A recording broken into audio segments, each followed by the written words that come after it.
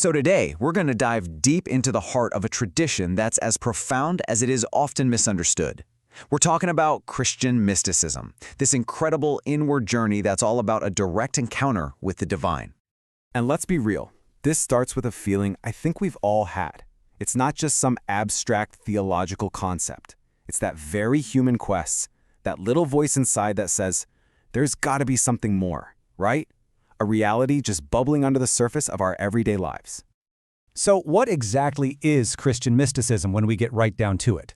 Well, it's a spiritual path that's laser-focused on that very quest. It's not about escaping the world or anything like that. It's about experiencing God's presence, like right here, right now, intimately and directly.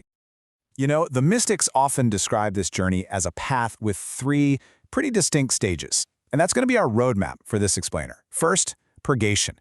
Then we move into illumination. And finally, the goal of it all, union. Okay, so the journey always begins with purgation. Think of this as the stage of cleansing, of preparation. It's all about intentionally quieting the noise of our own egos, our distractions, to create this inner silence, a space where the divine can actually be heard. And this path, it's got some incredibly deep historical roots. I mean, we're talking way back to the desert fathers and mothers in the 3rd and 4th centuries. It flows right through medieval visionaries like Hildegard of Bingen, gets shaped by absolute giants like Saint Teresa of Avila, and then is brought right into our modern era by writers like Thomas Merton. It's a long, rich tradition. Now, a huge part of this is prayer, but maybe not how we usually think of it. Most of us know vocal prayer, actively speaking to God. But the mystics put a huge emphasis on contemplative prayer. This is totally different. It's about quieting the mind, shifting from talking to just listening, simply resting in God's presence. So after that quiet, foundational work of purgation, the journey moves into its next phase, illumination. This is where things get really interesting. It's where the soul starts to experience these flashes of divine insight, these profound moments of peace, and just a deep, comforting sense of God's love. And maybe one of the most powerful voices from the stage is the English mystic Julian of Norwich. After she had this series of incredibly intense visions, she wrote these famous words. And this isn't just wishful thinking, It reflects a truly profound mystical insight into the nature of divine love, even when you're surrounded by suffering. This idea really gets to the heart of mystical teaching, and it's captured perfectly in this anonymous 14th century classic called The Cloud of Unknowing. The book basically argues that our intellect, our rational mind, eventually just hits a wall. It calls it a cloud of unknowing.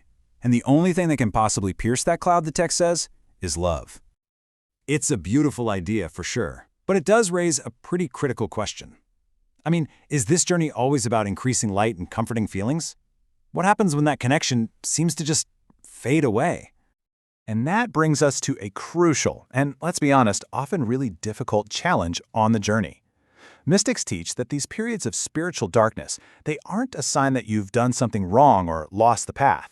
No, they are an integral part of the path, often serving as a bridge between illumination and true union. That famous phrase, the dark night of the soul, it comes from the 16th century mystic St. John of the Cross.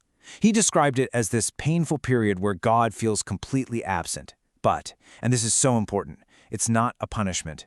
It's seen as a profound kind of purification, stripping away the ego's final attachments, so the soul is ready for a much deeper union. So, after passing through that dark night, the soul arrives at the final stage, the ultimate goal of this entire journey, union. And this is about so much more than just a fleeting experience. It's about a lasting, fundamental transformation of the self. In the Eastern Orthodox tradition, they have this beautiful term for it called theosis. It's the idea that the soul becomes so united with God that it actually participates in the divine life itself. And it's not about losing your identity, not at all. It's about finding your truest self in and through that divine connection. So what does this union actually look like in practice? Well, the fruits of it aren't just internal feelings. They are tangible changes in a person's character that just radiate outward. You see a self that's transformed, one that's now marked by real humility, a deeper compassion for others, and an unconditional love. Okay, so how does this ancient spiritual map apply to our busy modern lives? The great news is, the mystical path isn't just for people in monasteries or something from the distant past. It's incredibly relevant today. The 20th century monk Thomas Merton was an absolute master at bridging this gap. His writings just made this contemplative practice accessible to a whole new generation. This quote from him really captures that mystical paradox, that in letting go of our small, isolated selves, we actually find a much larger, more connected self. Because ultimately, this encounter with the divine isn't limited to some grand vision on a mountaintop. It can be found in the small moments of intentional silence, in modern practices like centering prayer, in our relationships with other people, and yeah, even in the simple act of doing our daily chores with loving attention. So this ancient journey, really, it invites us to look at our own lives with new eyes. It's a question not just for the mystics of the past, but for every single one of us right now. In the quiet, in the chaos, in the joy, in the challenges, where might you find that deeper connection?